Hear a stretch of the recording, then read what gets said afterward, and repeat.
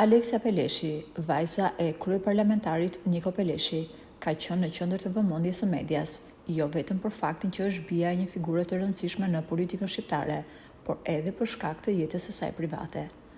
Ajo që e lëndoi më shumë Aleksian ka qenë ndarja nga Romeo, por ajo nuk ka nguruar të thotë se ka qenë shumë e dashuruar dhe deri diku naive. Gjithsesi, Aleksia është shprehur se në këtë periudhë të vështirë i ka qëndruar pranë babait i saj, i cili ka thënë se jeta vazhdon dhe pjesën më të bukur të saj ajo e ka ende përpara. Prej shumë vitesh, Aleksia studion në Spanjë, ku është një studente ekselente, por tashmë duket se ajo po e bën jetën midis Spanjës dhe Egjiptit. Në fotot e postuara së fundmi, duket se ajo është konvertuar në besimin islam dhe shpesh publikon foto ku është mbuluar me shami. Ndjekësit e rrjeteve sociale e kanë pyetur Aleksian nëse është e dashuruar me ndonjë djalë në Egjipt dhe ndoshta mund të jetë kjo arsyeja sepse ka vendosur të mbulohet me shami.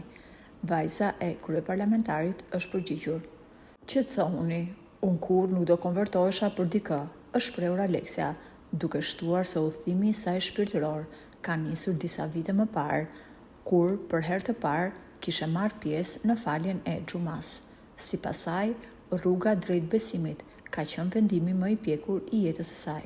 Por çfarë i ka thënë Niko Peleshi të bijës? Mësohet se Niko është shprehur se vajza është një moshë madhore dhe mund të marrë vetë vendimet për jetën e saj.